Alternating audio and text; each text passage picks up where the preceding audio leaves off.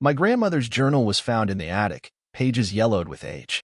My aunt flipped through it and gasped, "This can't be true." My father grabbed it, his face turning pale as he read. The baby was switched. My mother shook her head. "That's impossible." I whispered, "Then why is my name crossed out?" My grandmother's handwriting scrawled at the bottom, "They can never know the truth, or it will destroy everything." It was a humid afternoon in July when we decided to clean out Grandma's attic. The old house in Savannah, Georgia, had been in our family for generations, and with Grandma's recent passing, it was time to sort through her belongings. Among the dusty boxes and forgotten trinkets, we stumbled upon a leather-bound journal, its pages yellowed with age. My Aunt Margaret flipped through it, her eyes widening as she gasped, "This can't be true." My father, Robert, took the journal from her, his face turning pale as he read aloud, "The baby was switched." My mother, Helen, shook her head in disbelief. "That's impossible." I leaned in, pointing to a line where my name was crossed out. At the bottom of the page, in Grandma's handwriting, were the words, "They can never know the truth, or it will destroy everything." The room fell silent as we processed the revelation. The journal detailed events from the 1960s, a time when hospital protocols were lax, and mistakes, though rare, did happen. Grandma wrote about a mix-up at the hospital where my father was born. Two babies, born hours apart, were allegedly switched. My father, visibly shaken, muttered, "I need to know the truth." We decided to delve deeper, seeking answers that had been buried for decades. Our first step was to obtain birth records from the hospital. However, many records from that era were incomplete or missing. Undeterred, we turned to DNA testing. My father, mother, and I submitted our samples to a reputable ancestry service. Weeks later, the results arrived. The findings were startling. My father and I shared no genetic markers. In fact, he wasn't biologically related to anyone in our immediate family. The implications were profound. If the journal was accurate, then somewhere out there was another family, unknowingly raising a child that wasn't theirs. Using the DNA results, we connected with a man named Thomas, who shared significant genetic similarities with my father. After reaching out, we discovered that Thomas was born in the same hospital on the same day as my father. Thomas recounted his upbringing, mentioning feelings of disconnect and not resembling his family. The pieces began to fit. We arranged a meeting between our families. The resemblance between Thomas and my grandparents was uncanny. Similarly, my father bore a striking likeness to Thomas's parents. The revelation was overwhelming for both families. Emotions ranged from shock to anger to sorrow. We grappled with the reality that our lives had been intertwined in such an unexpected way. My father struggled with his identity, questioning the life he had known. Thomas faced similar challenges, feeling a sense of loss for the family he never knew. Despite the turmoil, both families agreed to seek legal counsel to understand the implications and explore possible recourse. Our attorney advised that, given the time elapsed, legal action against the hospital would be challenging. However, the emotional impact warranted acknowledgement. We decided to share our story publicly, hoping to raise awareness about the importance of hospital protocols and the potential for such life-altering mistakes. Media outlets picked up our story, leading to widespread attention. We received messages from others who had experienced similar situations, creating a support network for those affected. Over time, our families began to heal. We celebrated holidays together, bridging the gap created by the decades-long mistake. My father and Thomas developed a close bond, supporting each other through the emotional journey. We established a foundation to advocate for improved hospital procedures and support for families affected by similar incidents. Our goal was to ensure that no other family would endure the pain we experienced. The discovery of Grandma's journal unraveled a secret that had been hidden for over half a century. While the truth was painful, it brought our families together in an unexpected way. Through resilience and compassion, we transformed a tragic mistake into a mission for change. As we continue to navigate this new reality, we find solace in the connections forged and the knowledge that our story may prevent future heartaches. 2 months after the families met and tried to come to terms with everything, I went back to Grandma's house alone. It was quiet now. Still smelled like old wood and lavender. I wasn't looking for anything, just, I don't know, closure maybe. But I found something I wasn't supposed to. It happened while I was walking across the creaky attic floor. One board near the window felt loose. I knelt down and pulled it up. Underneath, Wrapped in wax paper was an envelope. It was addressed to my grandmother, from someone named L.W. The letter was dated 1965, the year everything happened. I opened it carefully. The handwriting was frantic. Lines slanted. Ink smudged. Eleanor, I did what you asked. I told them the wrong baby went to the Reynolds family. But this is the last time I lie for you.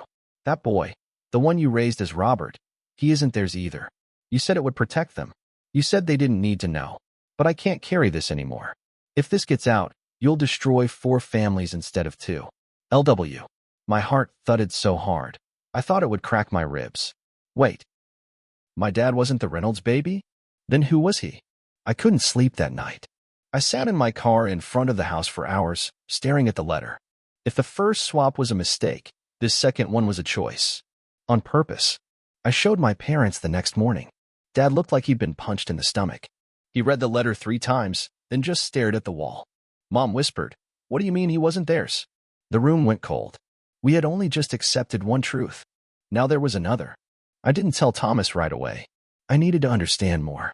L.W., who was she? I went back to the journal. Grandma mentioned a nurse once, Lorraine Westbrook. Sweet. Loyal. Did what needed to be done. A search online told me she'd passed in 2001. Buried right here in Savannah. I went to the cemetery. I didn't know what I was expecting. Maybe a name that would connect it all, some proof I wasn't losing my mind. But taped under a loose stone near her grave, weather-worn and yellowed, was a tiny metal box. Inside was a locket with 2 baby photos. On the back, it was etched, "My boys. May they forgive me someday." Boys. Plural. We ordered another DNA test. This time we tested against extended relatives from the Reynolds side. Not only did my father not match the Reynolds, he didn't match anyone. No one in that hospital ever claimed a missing child. We hit a dead end. Until Aunt Margaret mentioned something strange. She remembered Grandma getting letters from someone in a town called Milledgeville, about 2 hours from Savannah. We drove there and started digging. A small local paper held the clue. Infant missing at State Hospital, 1965. It was buried in the back pages, nearly forgotten. The child had been born to a woman with schizophrenia, admitted as a ward of the state. No name listed for the father. No family ever came forward. We found the old records. DNA testing confirmed it. My father had been born there, not in the Savannah hospital.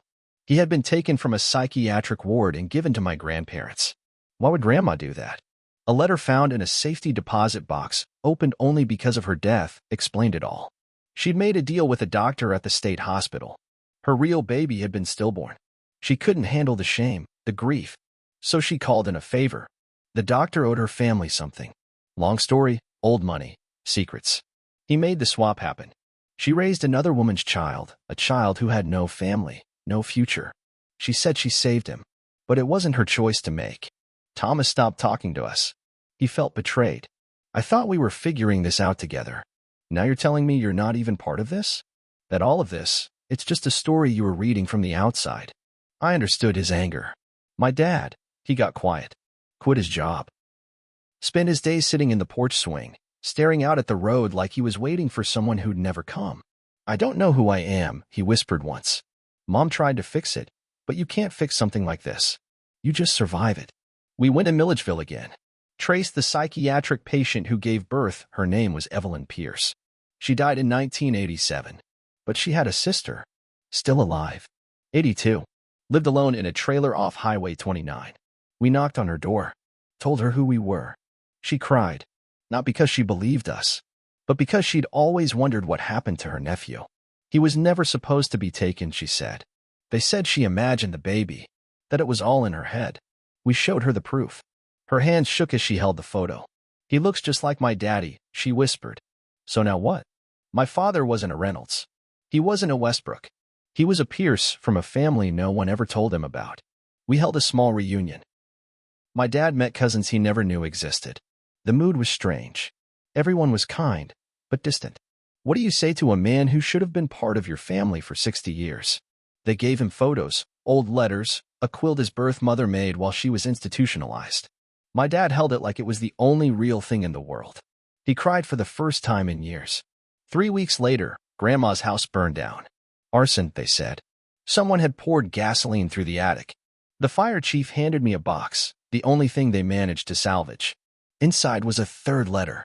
It wasn't signed, but the handwriting was familiar. Some stories should stay buried. You've already undone too much.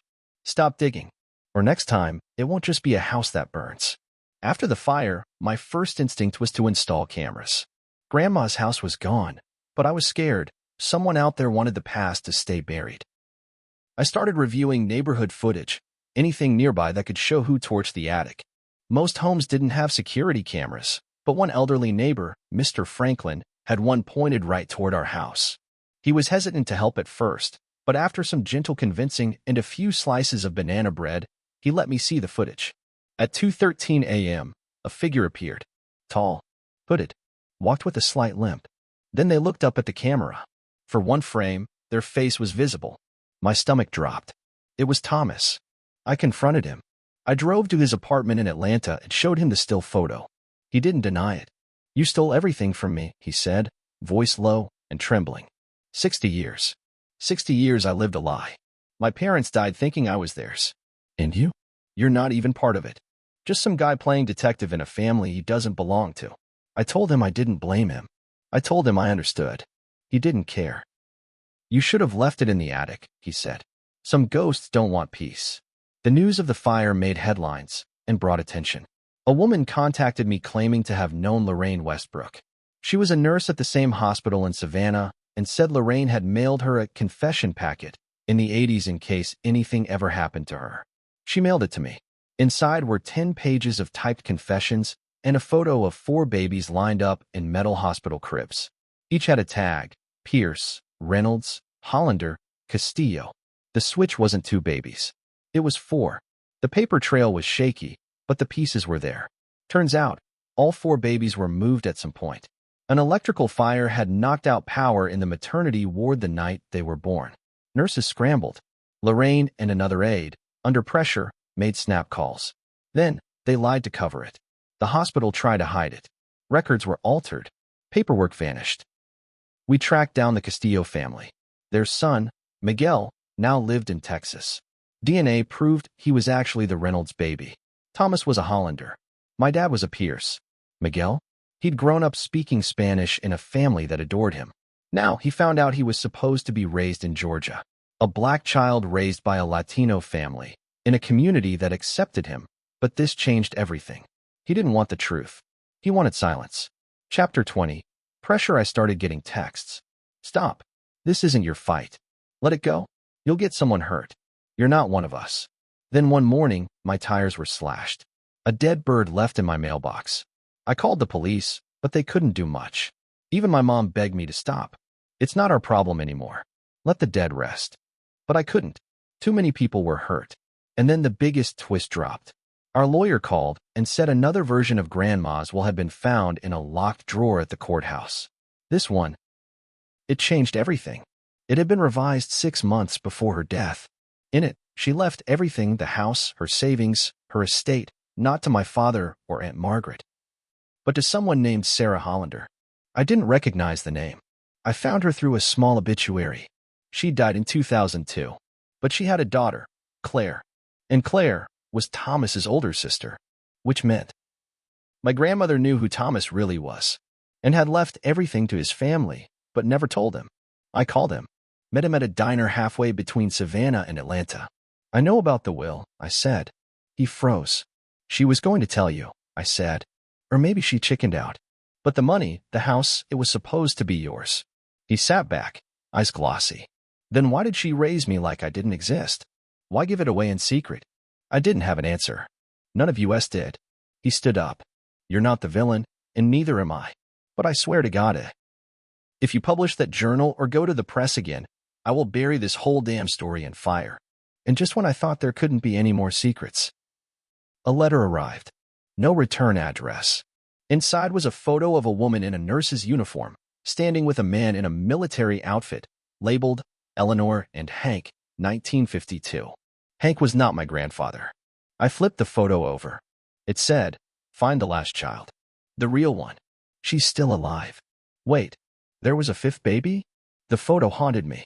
5 babies. 1 missing. I traced the handwriting on the back. Matched it to the old letters. It was Lorraine's. which meant she knew the final truth, that there was still one more child unaccounted for. I started digging again: court records, archived hospital files, anything from that night. And I found her. Her name was Jenna Reeves. She was adopted by a couple who couldn't have kids. The adoption was sealed, but she was born at that hospital, same day, same ward. Everything lined up. I reached out. Jenna was 59, lived in a small town in North Carolina. I drove out and told her everything. She didn't believe me, at first, but I showed her the photo, the records, the DNA connection. When we did the test, it was undeniable. She was a Reynolds, the original Reynolds baby, the one who should have been raised by my grandparents. My dad shouldn't have existed in that role. Thomas shouldn't have lived his lie. And Jenna had grown up poor, neglected, with parents who only took her for the check. She looked at me with tears in her eyes. They stole my whole life. That's when she snapped. She wasn't interested in forgiveness or family reunions. She wanted revenge. She sued the hospital. She dug up every person who'd worked there or their estates. She dragged the truth into the spotlight. National media picked it up again, and this time, names were named. The Westbrook family was humiliated. Thomas's name was dragged online, accused of hiding the arson. Miguel's real identity leaked, affecting his business. My father lost everything. Friends, reputation. Even my mother left him. But that wasn't the worst of it. I went back to my apartment one night and found my dad sitting at the kitchen table. A bottle of whiskey. An envelope.